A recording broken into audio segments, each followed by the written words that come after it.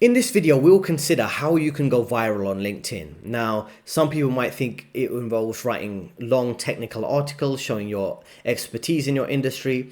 Some people might think it's being kind of fun and friendly with co-workers, talking about local recent social issues in the news. Or it could be using ChatGPT to find out if they can write the best article for you to help you go viral on LinkedIn. So let's find out in this funny example where they're taking 3 different approaches and see how you can write an article to go viral on LinkedIn. How this game will work is Julie has 2 decks here. One deck has a celebrity in it, and another deck has a topic. Julie will pick 1 card from each deck, and we will then have to write a LinkedIn post in the voice of that celebrity about that topic in under a minute. Julie will judge who wrote the best LinkedIn post, me, Jack, or ChatGPT. So there you have the instructions, right? You have 3 people. One is just going to take the standard approach. One is going to use ChatGPT, and one is just more of a comedian kind of funny internet troll. And what is interesting to consider here is who the judge is, right? And this is important because it's more so a joke they're doing here, but this applies in real life too. The corporate culture is often heavily biased in favor of the culture and the sensibilities and the likes and dislikes of white women, typically middle-aged white woman. And she's judging this in this case. But you should understand, when you're writing articles on LinkedIn, you're not writing things that would appeal to an audience of your friends or people who might share your political views. It's typically what would be the sensibilities and the culture of white women, progressive, liberal, feminist white women. That's kind of how the corporate culture is based around. Even though there might be white men in positions of power, they typically acquiesce and bend the knee, for lack of a better phrase, to what would appeal to the white woman's sensibilities. I'm not trying to make this about gender or race, but that's something you'll be again to sense if you do have experience in the corporate environment. So when you're writing your LinkedIn articles, typically for me, I would think, let me write a technical article on crypto because that'll appeal to the crypto finance bros. But that's not really how you succeed in the corporate environment in most corporate jobs. Companies like Goldman's, Morgan Stanley, and so on. That's not, I won't name any other particular companies, but that's not really how it works. Maybe on the crypto sphere, then it makes sense to do that. If you're working in a niche kind of finance role where it's kind of finance bros, that makes sense. But a lot of times in corporate environments, that's not really who has the cultural power and the leverage. So it's worthwhile considering that when you are writing your articles on LinkedIn and trying to appeal to people in the corporate culture. You're not appealing to yourself, you're appealing to a particular type of personality, a particular type of cringe corporate culture. You should lean into that when you are writing your LinkedIn articles. So let's look at some of the results and how it went. Should I go first? It's me, Ellen, the woman who dances and talks to Justin Bieber. Listen, you all look fat, and as a business leader and entrepreneur, I'd like you all to look a little slimmer. Do a gut check. Stare in the mirror and think, do I look ugly right now? If you do, then you might not have what it takes to be a business person. Hashtag perspective, hashtag business, hashtag fat. Impressive. Thank you. Hey guys. I'm going to reserve my comment for Okay. Ellen DeGeneres here, everybody's favorite celebrity, A-list celebrity. Everyone talks about the importance of taking care of your wallet, but have you thought about taking care of your body? After all, you'll be spending all of your money on plastic surgery when you're my age if you don't hit the Pilates class right now. Hashtag Sigma Grind Set. Hashtag Health is Wealth. I feel like I'm Well, getting this is going to be a tough contest. Hey LinkedIn fam, it's Ellen here and I just wanted to share something with you that's been on my mind lately. Exercise. I know, it's not always easy to find the motivation to get up and get moving, but trust me when I say it's worth it. Whether it's a yoga class, a quick run around the block, or even just a dance party in your living room, getting your body moving can do wonders for your mind and physical health. Let's go get 'em. LinkedIn. Hashtag exercise. Hashtag health. Hashtag motivate. So what I want to focus on here is, firstly, when you're producing things for LinkedIn, the same way when you're writing your resume, you're writing your cover letter, you're appealing to a particular type of bland corporate culture.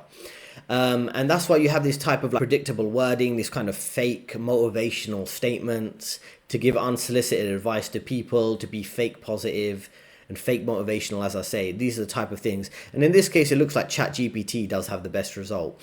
I want to give you some more information on this, but let's listen to some of the feedback they've received from the core audience, which, as I say, is middle-aged white women. Hashtag self-care. LinkedIn post. Well, I hate to do this to you guys, but I'm actually going to go for ChatGPT, and I'll tell you why.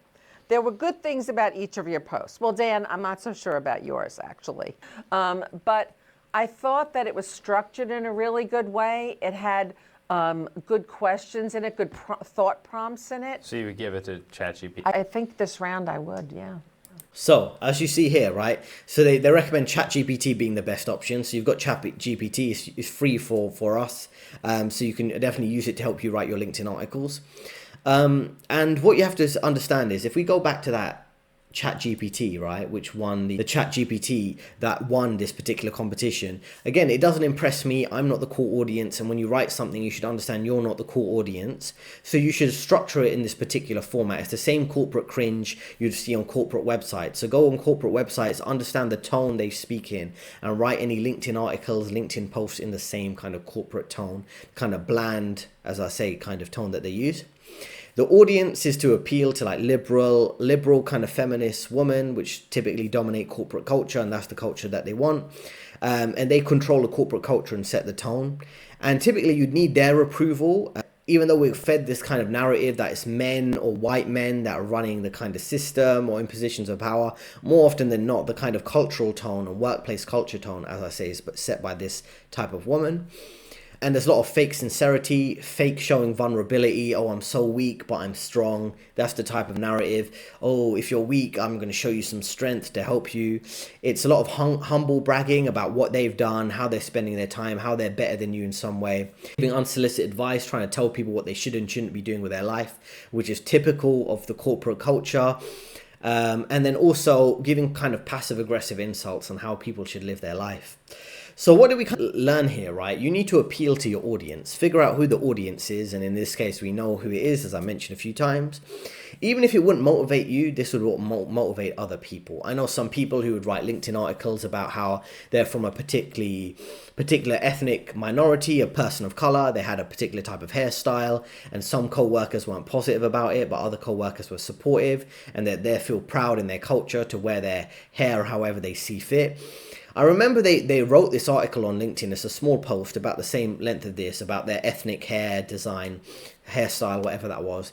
And it got like thousands of likes. Many white liberals were like, oh, she's so brave. She's put her hair a particular way. She's standing out from the corporate environment. She's breaking the racial gender glass ceiling.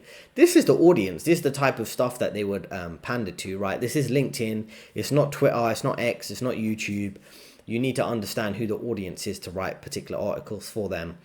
And sometimes that can be difficult because you might not feel comfortable leaning into that culture. But if you want to develop a LinkedIn profile or a LinkedIn article that does go viral, those are the type of things you should look out for. So let me know in the comments below, do you use ChatGPT to write your LinkedIn profile? Do you have any strategies? Do you leverage LinkedIn to write posts, to write articles, to show your expertise? In certain cases, you could follow the approach that I would typically think would make sense, which would not to do this and to write just technical article on finance and put it on your LinkedIn. If anyone's interested, they can read it and see some of your skills.